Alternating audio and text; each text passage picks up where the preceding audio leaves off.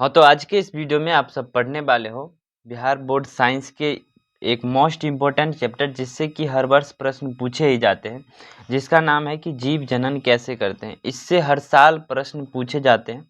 तो आज के इस वीडियो में आप सब देखेंगे कि जीव जनन कैसे करते हैं। इससे रिलेटेड जो भी आपका मोस्ट इम्पोर्टेंट ऑब्जेक्टिव क्वेश्चन होगा, जो कि आपके एग्जाम में पूछे जाने की संभावना यानी कि हो सकता है इससे सेम क्वेश्चन आपके एग्जाम में पूछा जाए। तो वही सब प्रश्न देखेंगे जो कि आपके एग्जाम के लिए बहुत ही ईवीवीआई मोस्ट इम्पोर्टेंट हो और आपके एग्जाम में आ सके। तो बढ़ते हैं पहले प्रश्न की ओर। आपका पहला प्रश्न है कि पत्तियों द्वारा कायिक प्रवर्धन का उदाहरण है। यानी कि पत्ती के थ्रू यानी कि पत्तों के थ्रू हम किस पौधे में यानी किस प्रकार के पौधों को हम फिर से उपजा सकते हैं, यानी कि फिर से पौधा उत्पन्न कर सकते हैं। पहला है आपका प्याज, दूसरा आलू, तीसरा गुलाब और चौथा ब्रायोफाइलम। तो क्या हो जाएगा, तो हम प्याज को तो जड़ लगाते हैं यानी कि एक जड़ ही होता है, आलू तो तना होता है और गुलाब का हम डंठल लगाते हैं। ठीक है, तो इसका सही आंसर क्या हो जाएगा, ब्रायोफाइलम यानी कि ऑप्शन डी, जिसके पत्तियों के द्वारा एक नए पौधों का उत्पन्न किया जा सकता है। अगले प्रश्न की ओर बढ़ते हैं। कहता है कि सुरक्षित गर्भपात भ्रूण की किस अवस्था में होता है। यानी कि कोई गर्भ का धारण निर्धारण हो गया है तो कितने दिन के बाद गर्भपात करना वो स्वस्थ माना जाएगा। तो इसका ऑप्शन आपका ए हो जाएगा, बास्टुला, यानी कि आप बोले तो 12 सप्ताह या फिर आप 3 महीने बाद बोल सकते हैं। ठीक है, अगला प्रश्न है आपका तीसरा प्रश्न है। कहता है कि निम्नलिखित में से कौन सा परिवार नियोजन में प्रयुक्त एक प्रभाव उपाय है। यानी कि डायफ्राम है, दूसरा कॉन्डोम है, तीसरा कॉपर टी एवं लूप है और चौथा है कि इनमें से सभी। ये सभी आपको जो तीनों दिख रहा है ये तो सभी परिवार नियोजन के उपाय ही हैं, लेकिन सबसे प्रभावी उपाय कौन सा है, तो आपका आंसर हो जाएगा बी, कॉन्डोम। ठीक है, अगले प्रश्न की ओर बढ़ते हैं। चौथा प्रश्न है कि पेप्टिक अल्सर हो सकता है। चौथा प्रश्न है कि पेप्टिक अल्सर हो सकता है। ऑप्शन ए, कम भोजन खाने से, बी, सामान्य भोजन खाने से, सी, लंबे समय तक भूखे रहने से, डी, इनमें से कोई नहीं। तो आपका आंसर सी सही हो जाएगा, यानी लंबे समय तक यदि कोई आदमी भूखा रहता है तो उसे पेप्टिक अल्सर हो सकता है, जो एक प्रकार की बीमारियां हैं। अगला प्रश्न है, निम्नलिखित में से नर युग्मक कौन है। निम्नलिखित में से नर युग्मक कौन है। ए है अंडाणु, बी शुक्राणु, सी गर्भाशय और डी फेलोपियन ट्यूब यानी कि फेलोपियन नालिका। तो आप सभी को पता होगा इसका आंसर हो जाएगा बी, शुक्राणु। ठीक है, अगला प्रश्न, सातवां प्रश्न की ओर बढ़ते हैं। कहता है कि द्विखंडन पाया जाता है। यानी कि आपको एक ऐसे जीव का नाम बताना है जिसमें कि द्विखंडन के द्वारा उसमें प्रजनन होता है। तो ऑप्शन है ए, स्पंज में, बी, हाइड्रा में, सी, जीवाणुओं में और डी, इनमें से कोई नहीं। तो क्या हो जाएगा, आपका ऑप्शन सी हो जाएगा, जीवाणुओं में। यानी कि जीवाणुओं में कैसे होता है प्रजनन, तो जीवाणु में द्विखंडन के द्वारा प्रजनन होता है। ठीक है, अब अगले प्रश्न की ओर बढ़ेंगे। प्रश्न कहता है वर्तिका भाग है। वर्तिका तो वैसे आपका फ्लावर यानी कि फूल का भाग है, लेकिन वर्तिका कहाँ पाया जाता है, तंतु का, जयंग का, अंडाशय का, पुंकेसर का।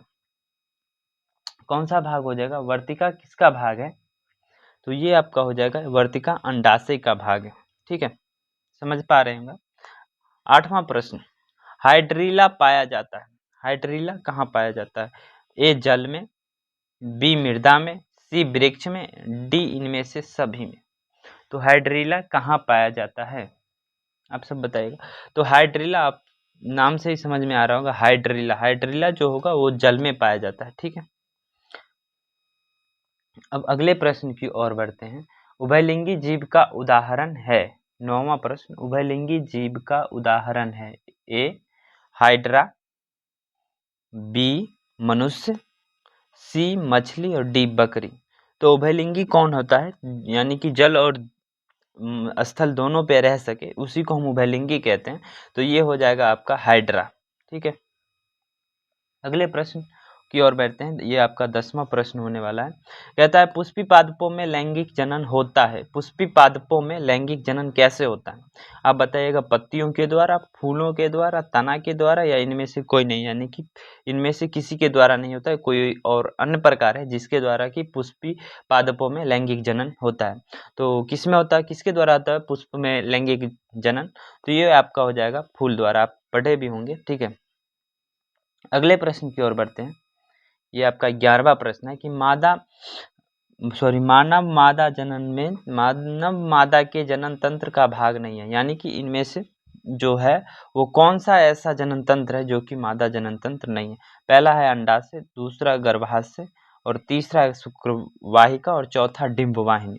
तो आप सभी को पता है शुक्रवाहिका जो कि शुक्राणुओं का आदान प्रदान करता है, यानी कि उससे शुक्राणु आता है। तो ये आपका नर जनन तंत्र है, ये आपका मादा जनन तंत्र नहीं होगा, यानी कि सही ऑप्शन आपका सी हो जाएगा। अब अगले प्रश्न की ओर बढ़ते हैं। ये हो गया है ना? नहीं, ये नर युग्मक एवं मादा युग्मक के संलग्न को क्या कहते हैं? यानी कि नर युग्मक और मादा युग्मक के मिलने को क्या कहते हैं? ए किण्वन, बी बौनापन, और सी मधुमेह, और डी कोई नहीं। नर युग्मक एवं मादा युग्मक के संलग्न को क्या कहते हैं, यानी कि को कहते हैं? तो 12 नंबर ये आपका प्रश्न है, क्या हो जाएगा? इनमें से कोई नहीं, यानी कि नर युग्मक और मादा युग्मक जब संलग्न होता है तो क्या होता है, मैं आपको बता देता हूँ। तो उसको हम कहते हैं युग्मनज। क्या कहते हैं? युग्मनज, जो कि आपके ऑप्शन में नहीं है, तो हो जाएगा कोई नहीं, ठीक है। अब अगले प्रश्न की ओर बढ़ते हैं। निम्नलिखित में से कौन एक लिंगी पादप का उदाहरण है? यानी कि ऐसा पादप बताना है जो कि एक लिंगी होता है, ठीक है। तो एक हो जाएगा सरसों, ऑप्शन ए, बी में है गुड़हल, और सी में पपीता, और डी में मटर। कौन हो जाएगा? यानी निम्नलिखित में से कौन एक लिंगी पादप का उदाहरण है? ए में सरसों, बी गुड़हल, और सी पपीता, डी मटर। क्या हो जाएगा? तो ये आपका ऑप्शन सी हो जाएगा, यानी कि पपीता जो है एक लिंगी पादप है। अगले प्रश्न की ओर बढ़ते हैं। ये 14 नंबर प्रश्न है। मुकुलन द्वारा प्रजनन किस में होता है? यानी कि प्रजनन की एक विधि जो है मुकुलन, वो किस में होता है? ए अमीबा, बी ईस्ट, सी मलेरिया, और डी पैरामीशियम। किसके द्वारा, किस में होता है? यानी कि मुकुलन द्वारा प्रजनन किस में होता है? तो ये आपका 14 नंबर प्रश्न है, जिसका आंसर हो जाएगा ईस्ट। मुकुलन किस में होता है? तो मुकुलन आपको ईस्ट में होता है और हाइड्रा में भी होता है। एक ऑप्शन और याद रख लीजिए, यदि आपसे पूछा जाए कि हाइड्रा में प्रजनन किसके द्वारा होता है, तो आप बताइएगा कि हाइड्रा में प्रजनन मुकुलन के द्वारा होता है, ठीक है। अमीबा में द्विविखंडन के द्वारा होता है, पैरामीशियम में भी द्विविखंडन के द्वारा ही होता है। अगला है, फूलों पुष्पों में नर जनन अंग होता है। यानी कि फूल जो कि पुष्पों में नर प्रजनन अंग कौन सा होता है? पहला है पुंकेसर, दूसरा अंडप, तीसरा वर्तिकाग्र, और चौथा है वर्तिका। आपको पता है कि ये पुष्प की मादा जनन तंत्र अंडप है, ये वर्तिकाग्र भी मादा जनन तंत्र ही है, और वर्तिका भी मादा जनन तंत्र है। तो नर जनन तंत्र जो हो जाएगा वो हो जाएगा आपका पुंकेश्वर, यानी कि 15 नंबर प्रश्न का आंसर आपका ए हो जाएगा पुंकेश्वर। 16 नंबर प्रश्न, द्विखंडन होता है। यानी कि ऐसा कौन सा जीव है जिसमें द्विखंडन के द्वारा प्रजनन होता है? अभी आपको बताया था कि अमीबा में, लेकिन हम ऑप्शन पहले बताते हैं। अमीबा में, बी पैरामीशियम में, सी लैमिनेसिया में, लिस्मेनिया में, और डी इनमें से सभी में। तो क्या हो जाएगा?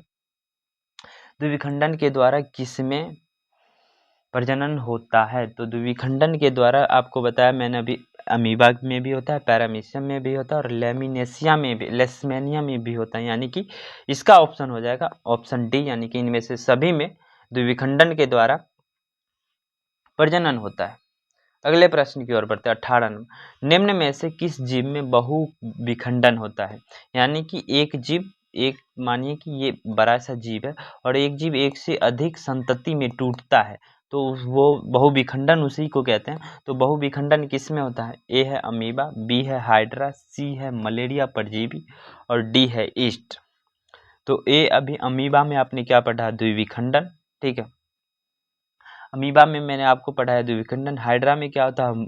मुकुलन, और ईस्ट में भी होता है मुकुलन। यदि आपको नहीं याद है तो फिर से लिख लिया। हाइड्रा में मुकुलन, सॉरी ईस्ट में मुकुलन, हाइड्रा में भी मुकुलन, और इसमें हो जाता है द्विविखंडन, द्विविखंडन। ठीक है, इसमें द्विविखंडन होता है तो एक ऑप्शन हमारा बच जाता है कि यानी मलेरिया परजीवी में बहुविखंडन होता है। ठीक है, अगला प्रश्न 19वां प्रश्न, ब्रायोफाइलम में कौन सा भाग का परिवर्धन होता है? तो आप पहला प्रश्न ही पढ़े थे। ठीक है, आप याद कीजिए, मैं ऑप्शन बता रहा हूं तब तक। ए पत्तियां में, बी जड़ में, सी तना में, डी फूल में। तो ब्रायोफाइलम में कौन सा भाग में कायिक प्रवर्धन होता है, यानी कि ब्रायोफाइलम के किस भाग से एक नए पौधे का उत्पत्ति हो सकता है या एक नए जीव का उत्पत्ति हो सकता है? तो आपका हो जाएगा आंसर पत्तियों में। पहला ये प्रश्न था आपका कि पत्तियों के द्वारा कायिक प्रवर्धन किस में होता है, तो वहीं आपका ऑप्शन था ब्रायोफाइलम। तो यहाँ पूछ दिया है कि ब्रायोफाइलम के कौन से भाग में कायिक प्रवर्धन होता है, तो आपका ऑप्शन हो जाएगा ए पत्तियों में।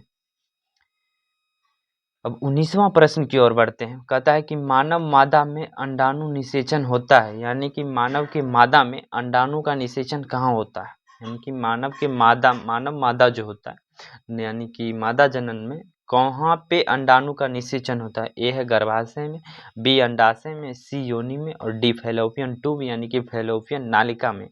तो कहाँ पे होता है आपको बताना है। ये आपको पता है कि फैलोपियन नालिका में होता है। यदि नहीं है तो आप नोट कर लीजिएगा या फिर याद रखिएगा कि मादा जनन तंत्र में अंडाणु का निषेचन जो होता है वो आपकी फैलोपियन नालिका में होता है। ठीक है, अगले प्रश्न की ओर बढ़ते हैं। तने द्वारा कायिक प्रवर्धन किस में होता है? तना के द्वारा, यानी कि हम किसी के डंठल को यदि लगा दें तो वो पौधा बन जाएगा। ए है पुदीना में, बी है हल्दी में, और सी है अदरक में, और डी है सभी में। आपको बताना है कि कौन सा होगा, यानी कि तने के द्वारा कायिक प्रवर्धन किस में होता है? तो तने के द्वारा सभी में कायिक प्रवर्धन होता है। आप हल्दी का भी वो पौधा नहीं लगा, मतलब बीज नहीं लगाते हैं, वो उसका डंठल ही लगाते हैं। पुदीना में भी और अदरक में सेम होगा, यानी कि पुदीना, अदरक और हल्दी में जो होगा वो तने के द्वारा कायिक प्रवर्धन होता है। अगले प्रश्न की ओर बढ़ते हैं। 21 नंबर प्रश्न है, खंडन द्वारा जनन होता है। खंडन द्वारा जनन होता है, यानी कि एक संतति जो है कई बार टूटता है, उसी को हम खंडन कहते हैं। तो खंडन के द्वारा किसमें जनन होता है?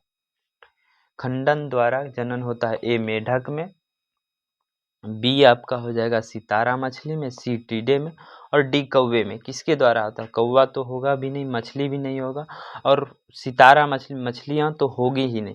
ठीक है, तो आपका एक ही ऑप्शन बच जाता है, यानी कि सी। तो इसका जो आपका ऑप्शन हो जाएगा वो ऑप्शन होगा सी, यानी कि टीडे में खंडन के द्वारा जनन होता है।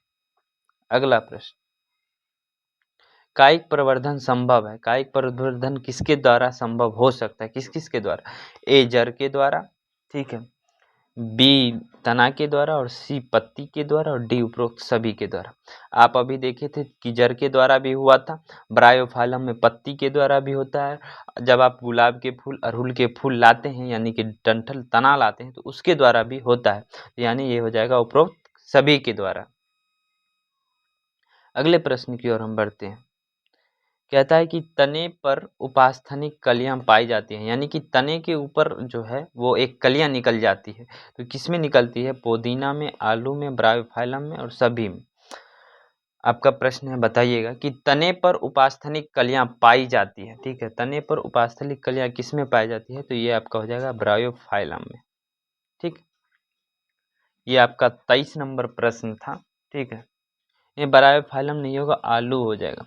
क्या हो जाएगा? आलू में होगा। ठीक है, अगले प्रश्न की ओर बढ़ते हैं। ये 24 नंबर प्रश्न है।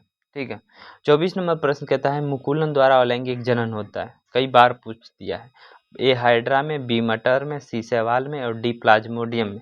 यानी कि मुकुलन द्वारा किस में होता है? तो आप अभी पढ़े थे हाइड्रा में। ठीक है, अगले प्रश्न की ओर बढ़ते हैं।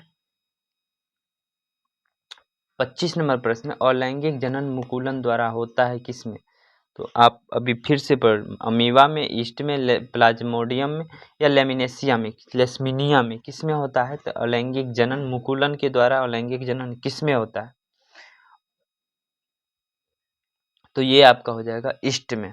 किस में होता है? तो ईस्ट में होता है। ये आप पढ़े थे, ठीक है, ईस्ट में होता है। मुकुलन के द्वारा किस में होता है? ईस्ट में होता है। बस आज के क्लास में इतना ही क्वेश्चन था। फिर से कल हम आपके लिए दूसरे चैप्टर का बहुत मोस्ट इम्पोर्टेंट ऑब्जेक्टिव लेके आएंगे, जो कि आपके एग्जाम में मिला हो और पिछले साल पूछे गए, यानी कि 4 से 5 साल, यानी कि 2000 कम से कम 15 से लेके 25 तक 10 साल में जो भी ऑब्जेक्टिव्स पूछे गए होंगे उस पे आधारित ऑब्जेक्टिव लेके आएंगे, जिससे कि आपको एग्जाम में मदद मिल सके। ठीक है, मिलते हैं किसी नए वीडियो, तब तक के लिए यदि आपने अभी वीडियो को लाइक नहीं किया, चैनल को सब्सक्राइब नहीं किया तो कर लीजिए, बहुत आगे बेनिफिट्स मिलने वाला है।